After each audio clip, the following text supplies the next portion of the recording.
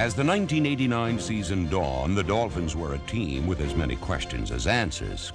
Critics dismissed Dolphins' hopes as just so much flag waving and blue skies. But oh, what a difference a year makes. We'll see what we're made out of.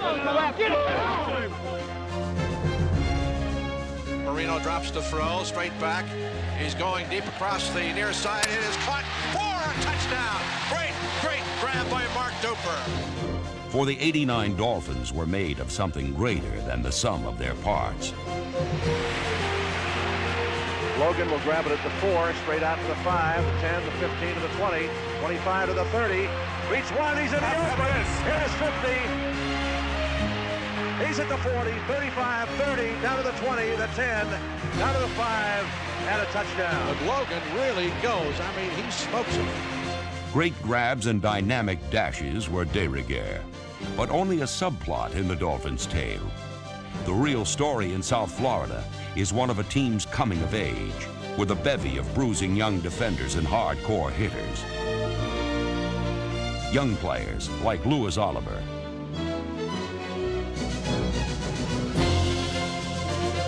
Pro Bowl tight end Farrell Edmonds, and rookie running back Sammy Smith.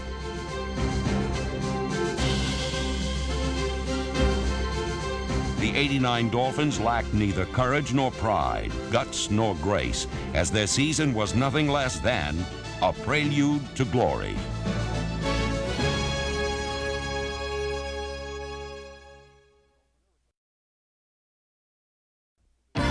In the season opener against divisional rival Buffalo, Miami came out and played with more enthusiasm than a kid at the circus. Here's the snap from the 10, and they're coming after him. Here's the kick, it's blocked. Dolphins recover for a touchdown. The good times soon spread to the offense, where Dan Marino played ringmaster. Snap, Marino looks left, fires for the corner of the end zone, caught for a touchdown. Andre Brown is the man who caught it for the TD. Late in the fourth quarter, the Dolphins seemed all but assured of an opening day win. This is the last play. Dolphins lead 24-20. There won't be time for anything else. And here's the snap. He's going to run with the football. He gets in for the score. The Bills win it. Tough loss for Miami. Toughest I've ever seen. Really. It was also the 10th loss in a row against AFC East opponents.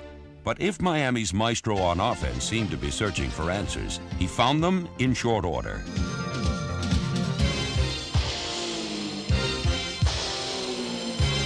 Marino's third touchdown pass of the day gave him 200 TDs, faster than any quarterback in history, as the Dolphins won 24-10.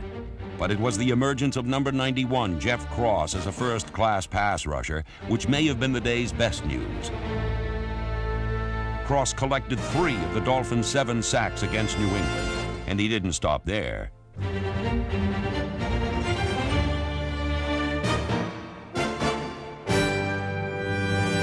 At 6'4", 270 pounds, Cross has the physique to get physical, punishing enemy runners nearly as often as quarterbacks, but not quite.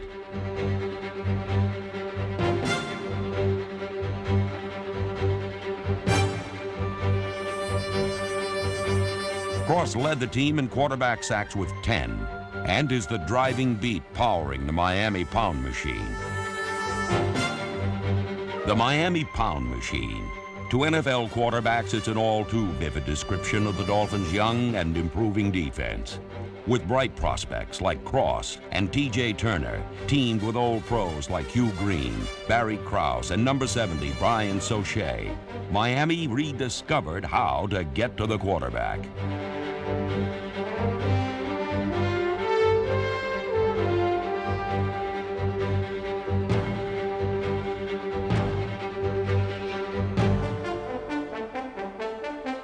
Despite missing the first 6 games of the season, it didn't take linebacker John Offerdahl any time at all to work out the kinks and rediscover the joy of hitting.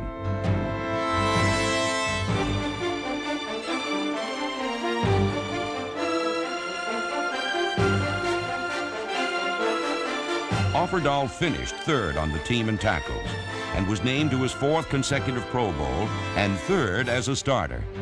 And while his ticket to the Pro Bowl was bought at the expense of opponents whom he made pay, he was by no means the Dolphins' only big hitter.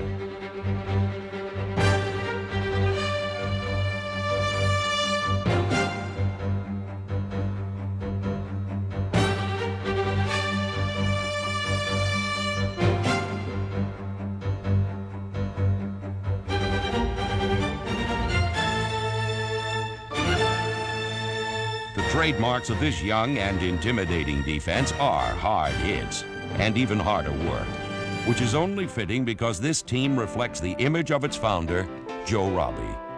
On December 1st, 1985, Robbie broke ground for the stadium which bears his name. Critics scoffed at the prospect of building a state-of-the-art facility entirely with private funds. But what had never been done before became a tribute to Robbie's vision, because Joe Robbie Stadium is among the most modern and beautiful sports arenas in the country.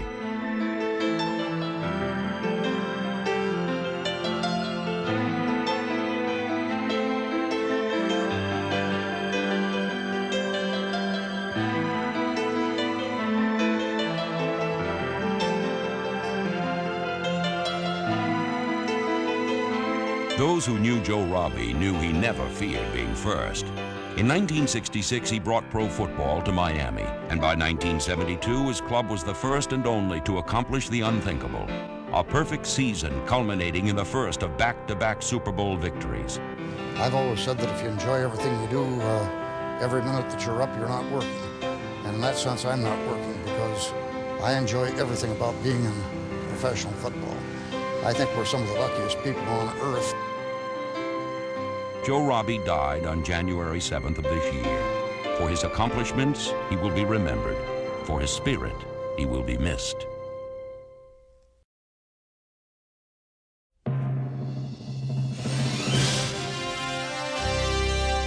Reggie Roby was selected as the AFC's Pro Bowl punter for the second time by pinning opponents deep in their own territory with his accurate right foot.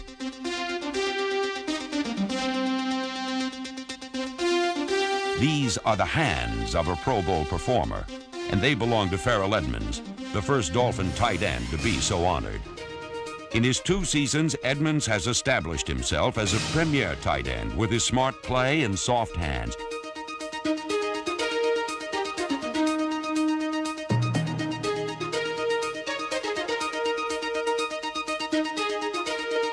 There is the quick drop. Pass, caught by Edmonds. He drags a tackler with him. He's in for the score. Farrell Edmonds gets in for the... He may well be the prototype for the 90s, with the speed to beat defensive backs and the guts to bury linebackers. The kind of player around whom a game plan could be built. But in Week 4 against the Oilers, Don Shula had to scrap a game plan which was never given a chance. For with youth and its promise comes mistakes. Those mistakes cost Miami a 39-7 loss and gave them a lot to think about heading into Week 5 against the Browns. Sporting a 1-3 record, the Dolphins needed a win against playoff-bound Cleveland. But while Bernie Kosar came back to his old college town, it was the Dolphins' defense which went to town.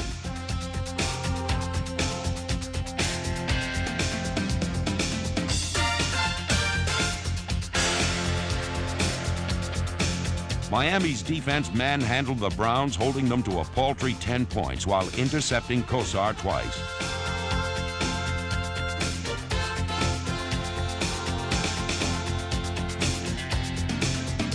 On offense, Dan Marino provided the spark with a 35-yard piece of perfection to Mark Duper. Yet at the end of regulation, the score was tied at 10. And the Dolphins would call on rookie kicker Pete Stoyanovich to rise to the occasion. Buell says, are you ready? The snap, good snap, set down, the kick is up. This time it is good! And the Dolphins win it 13-10. 8:32 left to play in the overtime. So the Dolphins upset the Browns 13-10. The next week, Miami traveled to the jungle, where the Bengals hadn't lost in 12 consecutive games. That streak would not reach 13. third down and goal at the 1-yard line. All the blockers set inside up front. Here's Marino, bootlegs. He runs. He gets into the end zone for the touchdown. Dan Marino's first rushing touchdown in 2 years was the difference, as Miami evened its record at 3-3 with a 20-13 win over the defending AFC champions. Miami's offensive line has made a difference for 8 consecutive years. For each of those years, the Dolphins allowed the fewest sacks in the NFL. Harry Galbraith, Jeff Dollenbach, Roy Foster, and rookie Jeff Uhlenhake are the very best in a very brutal business. They're so good, they didn't allow a sack for 19 consecutive games, another all-time league mark.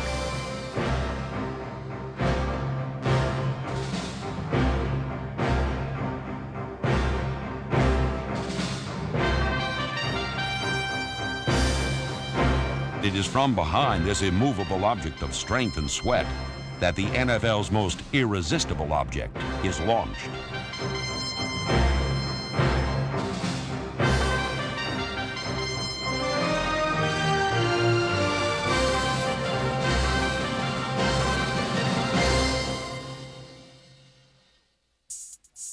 Dan Marino, doubtless one of the NFL's all-time greats. In '89, he ranked first in the AFC in both completions and passing yardage. Marino now holds virtually every Dolphin career passing mark.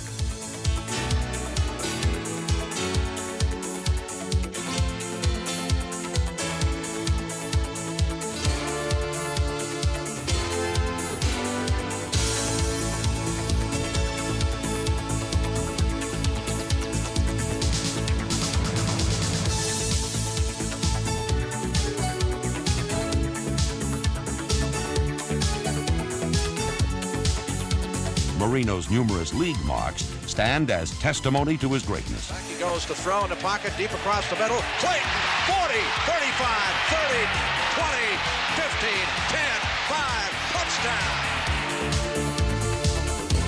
But records stand in books, while Marino the man stands in the pocket. And no one stands there taller or makes miracles happen with more regularity. Marino in the shotgun, everybody coming, steps in the pocket. He's throwing it deep down for the corner of the end zone. Up they go. The ball is tipped in the air. It's caught for a touchdown. That was unbelievable. Let's see if they go for the Hail Mary. Marino back to throw. He steps up in the pocket. He heaves it down in the end zone. Up they will go for it. It's tipped in the air. It's caught for a touchdown. Holy Toledo. A miracle worker? Well, maybe. But one thing is certain. It will be years before anyone resembling Dan Marino appears in the NFL. There's no mistaking who Dan Marino's big play receiver is. Mark Clayton led the Dolphins in receptions for the third time, snaring 64 for over 1,000 yards. Throw has time, goes for the corner of the end zone. It is caught. Touchdown, Mark Clayton. Marino, the shotgun, throws for the corner of the end zone. Clayton, touchdown. Marino on the snap, drops to throw, fires in the end zone, caught for a touchdown. Mark Clayton.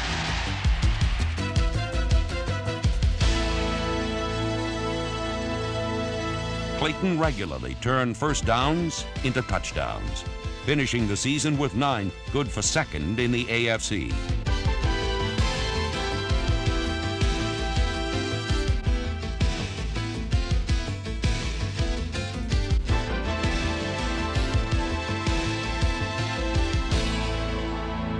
While Clayton can usually be spotted from the end zone, one has to follow the ball to spot Miami's specialist in versatility.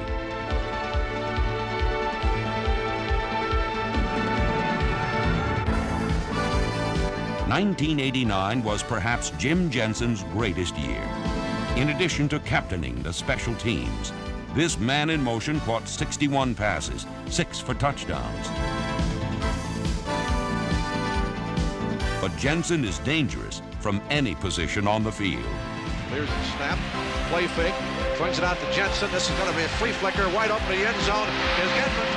And that one couldn't have been more perfect. And heading into Week 7 against the Packers, Jensen and the Dolphins knew they would have to be just as perfect to win. All right! Yeah! Oh, yeah! Sack the pack! Sack the pack! The pack is not back today. The Dolphins did just that.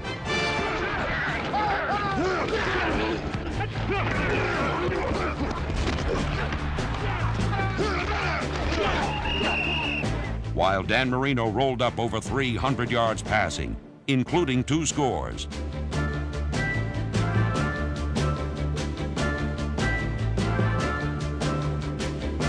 Here it is, drops to throw. He looks right, across the middle. He's got Clayton, touchdown.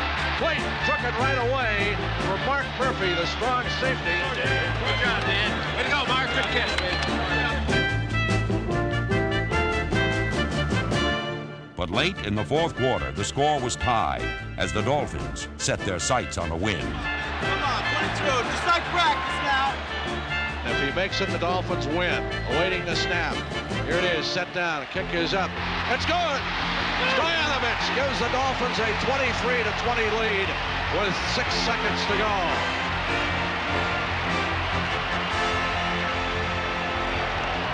Congratulations, Don. Good luck to you around here. The way we lost the first couple games, it was devastating. I was just so happy. I mean, it was just great to see it go through, and that's all I was looking at, was through those goalposts.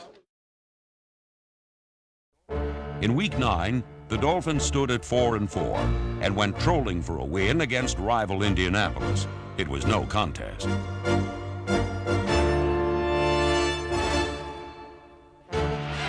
Here's the snap. He looks, he fires. It is caught into the end zone for a touchdown.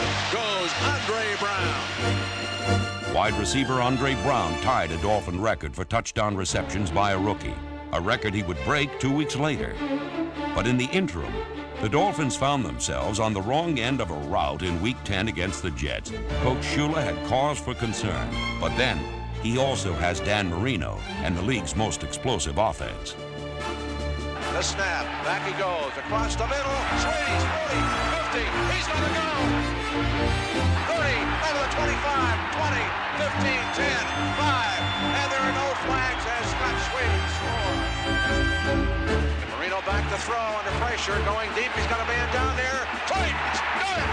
Touchdown, 20, 15. Miami scored 28 unanswered points to secure the win. But the day's most memorable moment came from free safety Louis Oliver.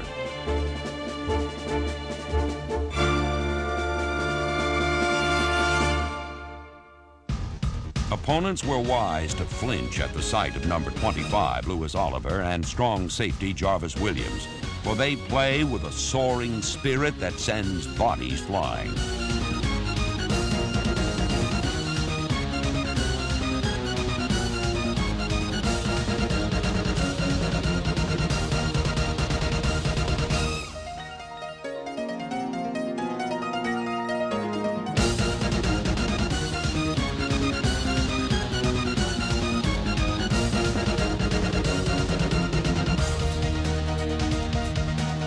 These former Florida teammates patrolled the secondary with uncanny vision and vengeance.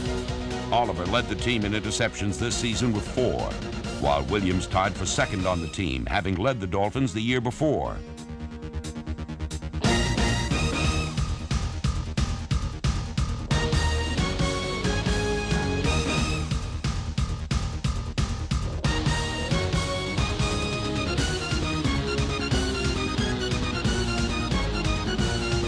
Young and aggressive, the B-2 Bombers are going to shut down enemy passers' airways for many years to come.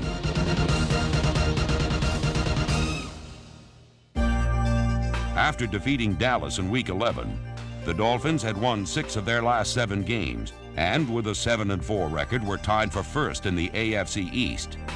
Then came the rain, and the wider the skies opened, the more Pittsburgh poured it on.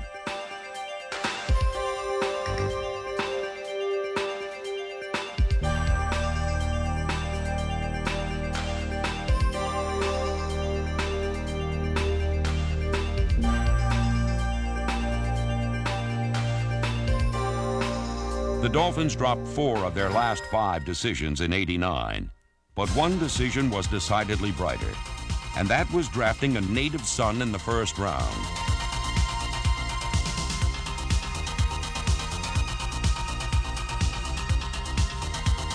Sammy Smith never failed to shine, picking up 21 yards on his very first carry as a pro.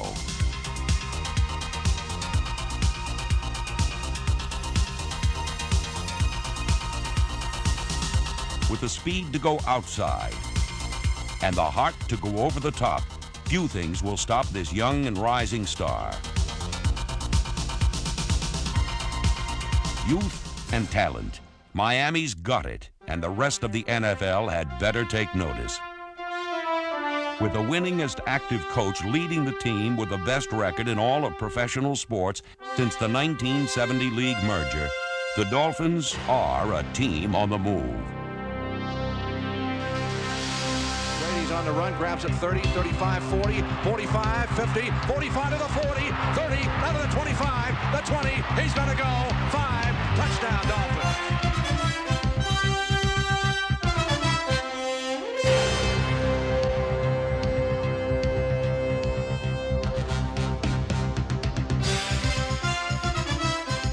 '89 was a season of consistent improvement for the Miami Dolphins. Their equation for success was a special chemistry of old pros with shining pasts and young Turks with bright futures.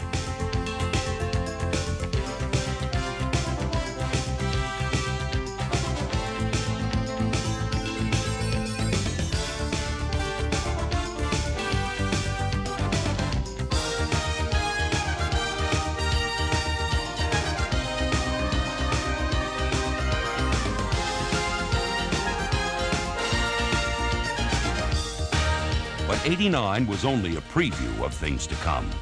It was a prelude to glory.